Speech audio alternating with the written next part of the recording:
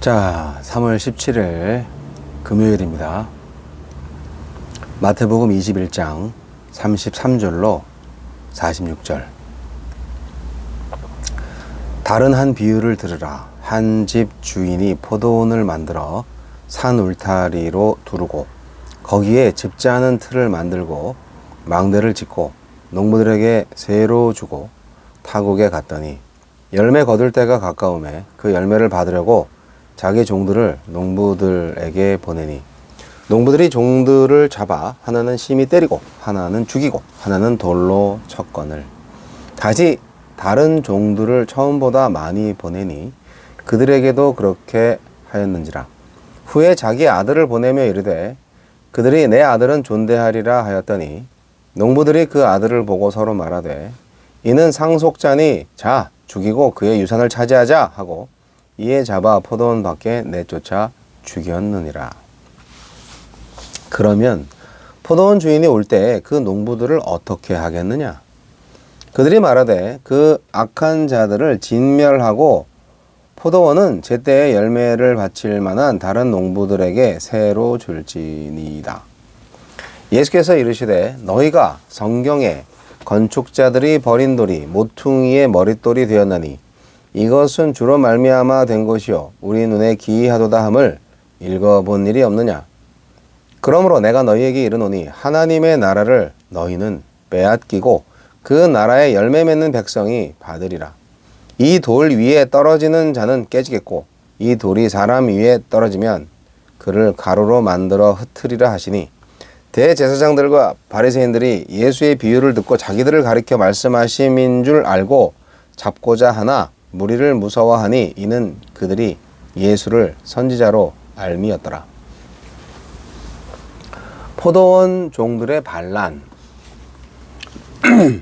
예수님은 포도원 비유를 통해 예수님을 죽이고 하나님 나라를 찬탈하려는 대제사장과 장로들의 그릇된 야망을 고발하시고 예수님을 모퉁이돌로 하는 새 성전의 출현을 예고하십니다. 하느님은 어떤 분입니까? 자신의 나라를 악한 인간 권력자들에게 빼앗기지 않으셨습니다. 그들이 하나님의 아들까지 죽이고 하나님 나라를 완전히 차지하는 듯 했으나 하나님은 그대로 내버려 두지 않으셨습니다.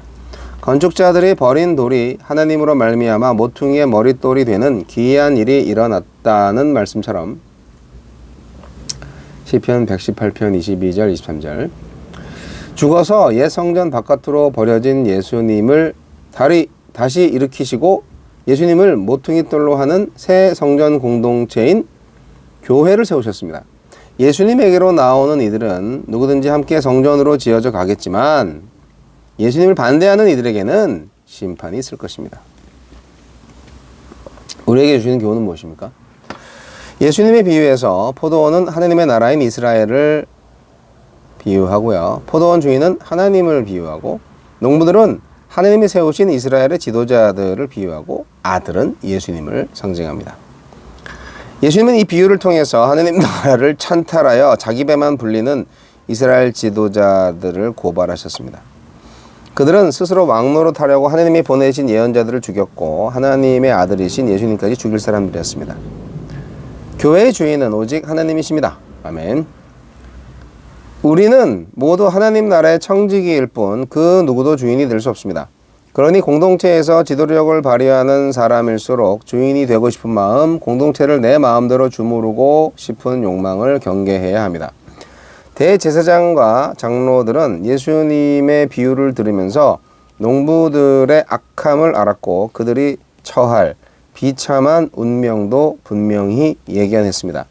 하지만 악한 농부가 상징하는 인물이 바로 자신들임을 알아차렸을 때 자신들의 악함을 인정하지 않았습니다. 악한 농부들이 한 일과 똑같은 일을 저지르고 있으면서도 잘못을 깨닫지 못했습니다. 남의 잘못은 보기 쉬워도 자기 잘못을 인정하기란 무척 어렵습니다.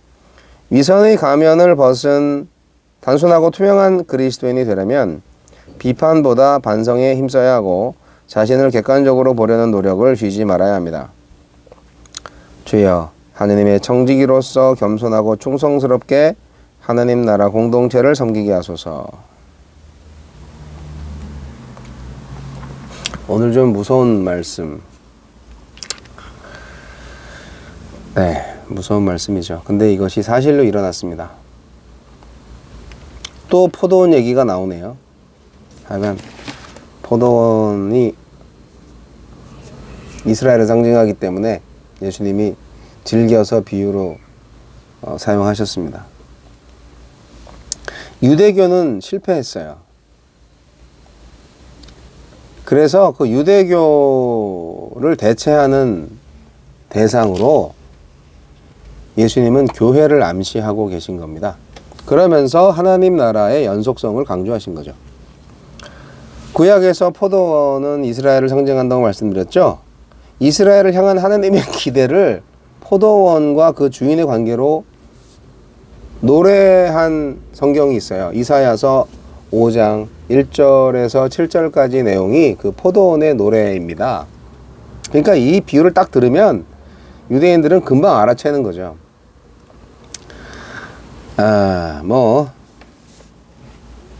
자기 욕심을 안 내려놓으려면 뭘 못하겠어요. 어쩔 수가 없어요. 이미 맛이 갔어요. 유대 지도자들은 권력과 돈에 눈이 멀었어요. 포도원 주인의 포도원을 향한, 포도원 종들, 농부들을 향한 그 애정은 아주 지극합니다. 이제 열매를 맺기만 하면 모든 게 다 완성되잖아요. 그러면 품삯도 다 주고 많이 거두어졌으면은 성과급도 주겠죠. 모든 것이 갖춰진 포도원을 사실 그 농부들한테 소작을 맡긴 거잖아요. 잘해봐라. 예. 주인은 자신의 수고와 애정에 어울리는 좋은 열매를 기대했을 텐데, 농부들이 주인인 자신을 존경하고 존중해 주기를 바랐을 텐데, 농부들이 욕심이 많은 거죠. 소작인들이 자기들 포도원인 줄 알았던 것 같아요. 욕심이죠. 결국은 아들까지 죽이는 엄청난 범죄를 저질렀습니다. 네, 멍청하기도 하죠. 아들을 죽인다고 유산을 받냐? 아이고.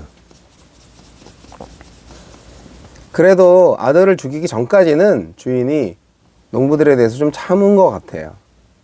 그래도 아들은 존경해 주겠지 하면서 예배 받으시기를 원하셨던 것 같습니다. 그런데 아들까지 죽여버리니까 안 되겠다. 네. 근데 이게 사실은 이스라엘의 역사잖아요.